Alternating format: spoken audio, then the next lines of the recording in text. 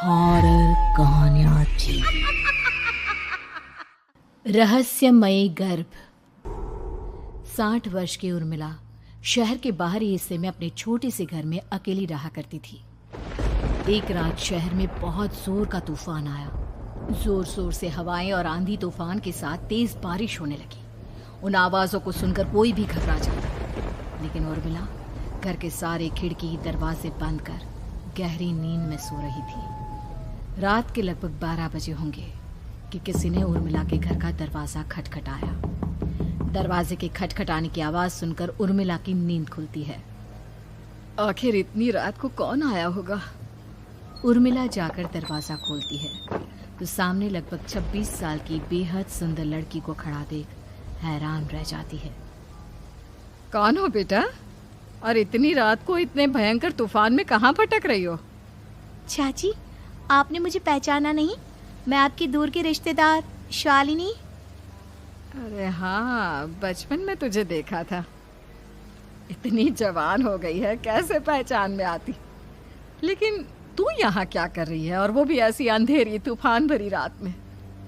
उर्मिला की बात सुनते ही शालिनी की आंखों से आंसू बहने लगे। वो फूट फूट कर रोने लगी। ये देखकर उर्मिला को कुछ समझ में नहीं आया और उसने शालिनी का हाथ पकड़कर घर के अंदर आने के लिए कहा।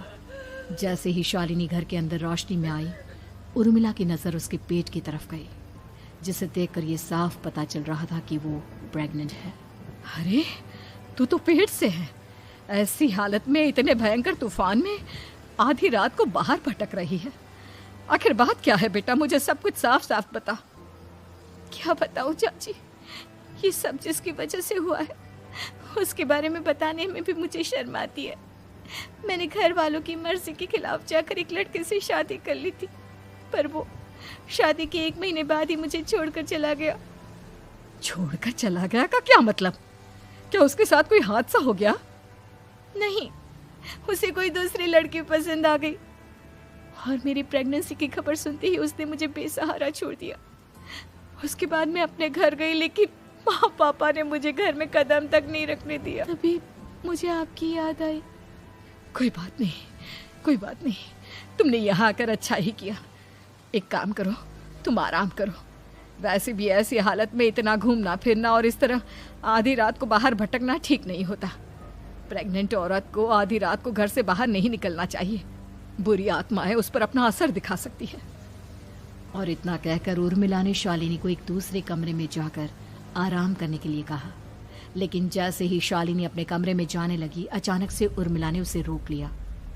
एक बात बताओ बेटा, तुम्हारा कौन सा महीना चल रहा है? पेट देखकर तो लगता है कि लगभग 6 महीने पूरे हो गए होंगे। उर्मिला की बात सुनकर शालिनी के होठों पर मुस्कुराहट आ गई। चाची जी, अभी सिर्फ 1 ही महीना हुआ है। शालिनी की बात सुन उर्मिला दंग रह गई। उसे समझ में नहीं आ रहा था कि प्रेगनेंसी के पहले ही महीने में शालिनी की हालत ऐसी क्यों थी। लेकिन फिर उसने बात को नज़रअंदाज कर शालिनी को आराम करने के लिए कहा और खुद भी कमरे में जाकर सो गई। अभी कुछ ही घंटे बीते थे कि अचानक से एक बच्चे के बड़े ही अजीबोगरीब बेढंगे तरीके से रोने की आवाज़ें उर्मिला के घर में गूंजने लगी। उन आवाज़ों को सुनकर उर्मिला की नींद फिर से खुलती है। ये अचानक बच्चे के रोने की आवाज़ कहाँ से आने लगी? उसने उठकर चारों तरफ देखा, पर वहां उसे कोई नजर नहीं आया।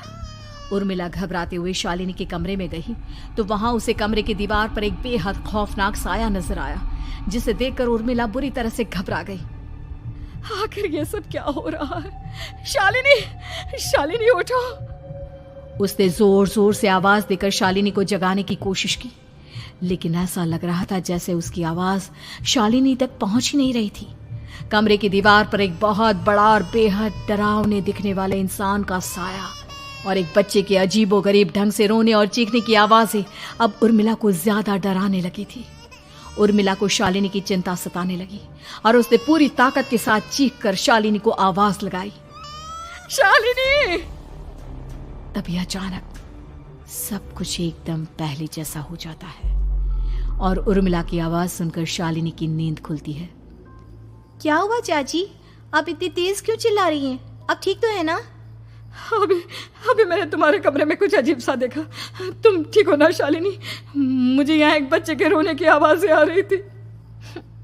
लगता है आपको मेरी कुछ ज़्यादा ही चिंता हो गई है। आपने मेरी प्रेगनेंसी के बारे में कुछ ज़्यादा ही सोच लिया होगा। मैं एकदम ठीक हूँ, आप आराम से सो जाइए। इतना कहकर शालिनी ने उर्मिला को फिर से अपने कमरे में जाने के लिए कहा और खुद भी जाकर सो गई। पर अब उर्मिला की आंखों से नींद गायब हो चुकी थी। अगली सुबह जब शालिनी उठी तो वो सीधा उर्मिला के पास आई। गुड मॉर्निंग चाची। तभी अचानक उर्मिला की नज़र शालिनी के पेट पर पड़ती है, जिस पर नीले रंग से एक अजीब सी आकृति नजर आ रही थी। शालिनी, ये तुम्हारे पेट को क्या हुआ? मैंने इतनी औरतों को देखा है, ऐसा तो किसी के साथ नहीं होता।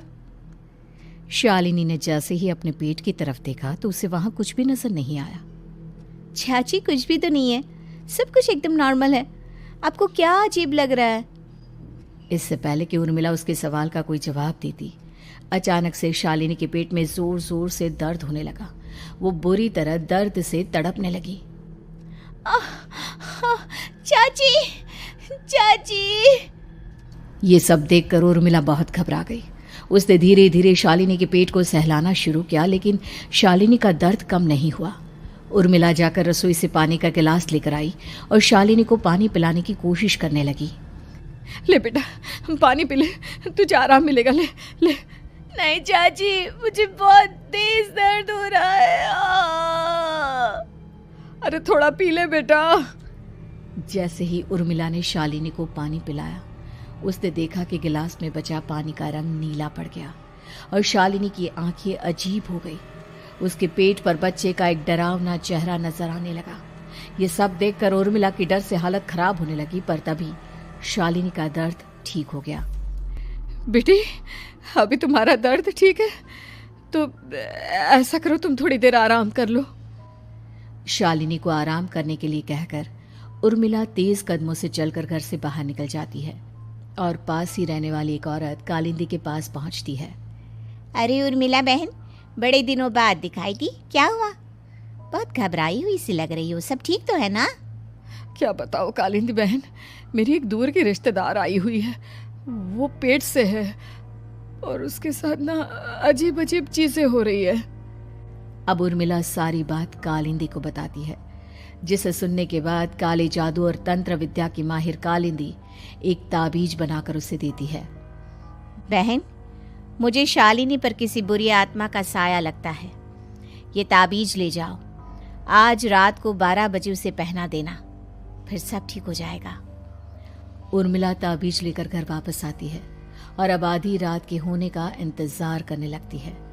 जैसे ही आधी रात होती है, वो नींद में सोई शालिनी को ताबीज पहना शांति से अपने कमरे में आकर अपने पलंग पर लेट जाती है। अब सब ठीक हो जाएगा, ये सोचकर उर्मिला शांति की एक सांस ही लेती है कि तभी अचानक उसकी आंखों के सामने कुछ ऐसा आता है जिसे देखकर उर्मिला डर से चीखने लगती है। तुम कौन हो? कौन हो तुम? जाओ यहाँ से, जाओ जाओ यहाँ से। तभी उर्मिला की एक जोरदार दर्द भरी डरावनी चीख वहां पर गूंज गई। उर्मिला की आंखों के सामने एक बच्चा खड़ा हुआ था, जिसका पूरा शरीर किसी बूढ़े की तरह नजर आता था, लेकिन मुंह किसी नवजात बच्चे की तरह था। उसकी आंखें गुस्से से लाल थी और वो घूर घूर कर उर्मिला की तरफ देखा जा रहा था। कौन हो तुम? कौन हो? उर्मिला के चीखते ही वो बच्चा जोर जोर से रोने लगा। घबराकर उर्मिला ने अपने हाथों को अपने कानों पर रख लिया। उसकी समझ में नहीं आ रहा है कि आखिर ये सब उसके साथ क्या हो रहा है। कौन हो तुम? कौन हो? क्या चाहते हो मुझसे? जाओ जाओ यहाँ से, आखिर तुम हो कौन?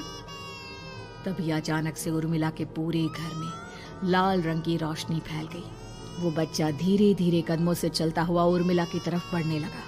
किसी नवजात पैदा हुए बच्चे के जैसे उसके रोने की आवाज अब उर्मिला के कानों में गूंज रही थी। लेकिन कुछ ही सेकंड में वो चुप हो गया और उसने बेहद खतरनाक आवाज में उर्मिला के सवाल का जवाब दिया। मैं वो हूँ जो अब तक पैदा नहीं हुआ, लेकिन जब मैं पैदा हो जाऊंगा तो वो होगा जो अब तक कभी नहीं हुआ। ये क्या कहना चाहते हो तुम? ऐसा क्या हुआ जो अब तक नहीं हुआ? तबाही होगी, तबाही। सब कुछ खत्म हो जाएगा और ये जो लड़की मुझे जन्म देने वाली है, मैं उसका खून पी जाऊंगा, सारा खून। उस बच्चे की बात सुनते ही उर्मिला बुरी तरह घबरा गई। उसका एक बुजुर्ग आदमी जैसा शरीर, एक नवजात बच्चे जैसा चेहरा, ये दोनों ही बातें उर्मिला की समझ से बाहर थी। तभी वो बच्चा अचानक गायब हो गया। घर का माहौल फिर से पहले जैसा हो गया। लाल रंग की रोशनी भी अब गायब हो चुकी थी। उर्मिला दौड़कर शालिनी के कमरे में पहुंची, जहां वो गहरी नींद में सोई हुई थी, पर उसके गले का ताबीज गायब हो चुका था। उठो उठो शालिनी, उठो बेटा, मुझे तुमसे जरूरी बात करनी है। अरे चाची क्या हुआ? इतनी रात को आप परेशान क्यों कर रही हैं? सब ठीक है ना? अभी जब तुम सो रही थी ना, तो मैंने तुम्हारे गले में एक ताबीज पहनाया था। कहाँ गया बेटा, बताओ मुझे। शालिनी ने चारों तरफ अपनी नजरें घुमाकर देखा, लेकिन वहां पर कोई ताबीज नहीं था। वह हैरानी से उर्मिला के चेहरे की तरफ देखने लगी। उसे समझ में नहीं आ रहा था कि आखिर उर्मिला किस ताबीज के बारे में बात कर रही थी। नहीं चाची, यहाँ कोई ताबीज नहीं है। लगता है आपने कोई बुरा सपना देखा है। मैंने कोई बुरा सपना नहीं देखा। खैर छोड़ो, तुम अब सो जाओ, कल सुबह बात करते हैं। डर और घबराहट की वजह से उर्मिला की आंखों से नींद तो जैसे बिल्कुल गायब हो गई थी। अगली सुबह उर्मिला बिना कोई देर किए गांव के बाहर एक छोटी सी झोपड़ी में रहने वाले बूढ़े पंडित के पास पहुंची। पंडित जी, मेरी मदद कीजिए। अरे आओ आओ उर्मिला, क्या हुआ? सब ठीक तो है ना? क्या बताओ पंडित जी, बहुत बड़ी मुसीबत है। मेरी दूर की एक रिश्तेदार लड़की पेट से है और उसके साथ बहुत डरावनी चीजें हो रही है। कल रात को तो एक अजीब सा दिखने वाला बच्चा मेरी आंखों के सामने आकर खड़ा हो गया था। ये तुम क्या कह रही हो? मुझे साफ साफ बताओ कि आखिर तुमने क्या देखा? उर्मिला ने अपने साथ हुई बीती रात की पूरी घटना पंडित जी को बताई, जिसे सुन पंडित जी के माथे पर चिंता की लकीरें उभर आई। अनर्थ होने वाला है, अनर्थ। बरसों पहले भी उस हैवान ने एक लड़की के पेट से जन्म लिया था और उसके बाद उस शहर को पूरी तरह से तबाह कर दिया। कैसी विपदा पंडित जी, कैसे बात कर रहे हैं आप? बताइए मुझे, और इसका उपाय क्या है? इसका उपाय तो है, लेकिन बहुत कठिन है। हो सकता है कि उस उपाय को करने के दौरान तुम्हारी जान भी चली जाए। मुझे मेरी जान की कोई परवाह नहीं, पर आप जिस तबाही के बारे में बात कर रहे हैं, बस वो नहीं होनी चाहिए। लाखों लोगों की जान बचाने के लिए मैं कुछ भी करूंगी। तो ठीक है, मेरी बात ध्यान से सुनो। बरसों पहले एक भयानक तांत्रिक ने अपनी तंत्र क्रिया के जरिए एक मासूम लड़की के साथ रिश्ता बनाकर उसके पेट से जन्म लिया था। इस तरह से वो अपने जैसे लोगों की संख्या इस दुनिया में बढ़ाना चाहता था। आपके कहने का मतलब है कि शालिनी के पेट से भी उस शैतान को जन्म लेना है, इसलिए उसने उसके साथ ये सब किया है। ठीक पहचाना तुमने। अब मैं तुम्हें एक ऐसा सिंदूर दूंगा जिसे तुम्हें ले जाकर उस लड़की के पेट पर लगाना होगा। क्या ऐसा करने से सब कुछ ठीक हो जाएगा? नहीं उर्मिला, ये सब इतना आसान नहीं। उस लड़की के पेट पर सिंदूर लगाने के बाद तुम्हें उसका पेट काटकर उस हैवान को बाहर निकालना होगा। नहीं पंडित जी, मैं ये सब नहीं कर सकती। मैं भला एक जिंदा लड़की के पेट को अपने हाथों से कैसे काट सकती हूँ? अगर तुमने ऐसा नहीं किया तो कुछ ही दिनों में वो हैवान उस लड़की के शरीर से जन्म लेगा और उसके शरीर के सारे खून को पीकर अपनी ताकत को बढ़ाएगा। उसके बाद वो धीरे धीरे इस पूरे शहर को तबाह कर देगा। यहाँ पर कोई जिंदा नहीं बचेगा। लेकिन अगर मैं उसके पेट को काट दूंगी तो क्या वो जिंदा बच पाएगी? अगर शालिनी को कुछ हो गया तो, अगर उसकी मृत्यु हो गई तो? ऐसा कुछ नहीं होगा उर्मिला, तुम्हें अपने मन को पक्का करके ये काम करना ही होगा। सिंदूर लेने के बाद उर्मिला झोपड़ी से बाहर निकलने ही वाली थी कि तभी पंडित जी ने उसे पीछे से आवाज देकर रोका। उर्मिला, उस लड़की का पेट काटकर हैवान को बाहर निकालना ही काफी नहीं होगा। तुम्हें ध्यान रखना होगा कि ये सब करते हुए उस बच्चे का जो आधा बूढ़े का शरीर है उस पर सिंदूर की एक बूंद भी ना लगने पाए, क्योंकि अगर ऐसा हुआ तो वो तुम्हें और बाकी सबको कच्चा खा जाएगा। पंडित जी की बात सुन उर्मिला की आंखें फटी रह गई और उसके शरीर में डर की लहर दौड़ गई। फिर भी उसने हिम्मत की। ठीक है पंडित जी, मैं पूरी कोशिश करूंगी कि मैं उस हैवान को वहीं के वहीं खत्म कर पाऊं। इसके बाद उर्मिला तेज कदमों के साथ घर वापस आती है। दिन बीतता है, रात का अंधेरा छाने लगता है। शालिनी खाना खाकर सोने चली जाती है और उर्मिला लगातार उसके गहरी नींद में सो जाने का इंतजार करने लगती है, जिसके बाद उर्मिला दबे कदमों से शालिनी के कमरे में पहुंच गई। मुझे ये करना ही होगा। अब उर्मिला ने धीरे धीरे शालिनी के पेट पर पंडित जी का दिया सिंदूर लगाना शुरू किया। उर्मिला के हाथ बुरी तरह से कांप रहे थे। उसके एक हाथ में चाकू था जिससे वो पेट काटने वाली थी। उर्मिला ने एक नज़र शालिनी के चेहरे की तरफ देखा और फिर डरते हुए उसके पेट पर चाकू चलाना शुरू किया। कमाल है, मैं इसका पेट काट रही हूँ और ये आराम से सो रही है। इसे दर्द नहीं हो रहा क्या? तभी अचानक उर्मिला के कानों में बच्चे की रोने की आवाज सुनाई देने लगी। उसने घबराकर चारों तरफ देखा पर वहां पर कोई नहीं था, बस रोने की आवाज लगातार आ रही थी। उर्मिला बिना रुके लगातार शालिनी के पेट को काटती रही। उसे इस बात का भी ध्यान रखना था कि सिंदूर बच्चे के बूढ़े आदमी वाली शरीर के हिस्से पर ना लगे। कुछ ही देर में वो हैवानी बच्चा उर्मिला के हाथों में था। उसने बड़ी ही सावधानी से उस बच्चे को बाहर निकाला और पंडित जी के कहे अनुसार उसे घर से दूर जलाने के लिए ले गई। पर तभी उसके सामने वही बूढ़े शरीर और बच्चे के चेहरे वाला बच्चा आ गया। अपनी गोद में और सामने भी बच्चे को देखकर उर्मिला हैरान रह गई।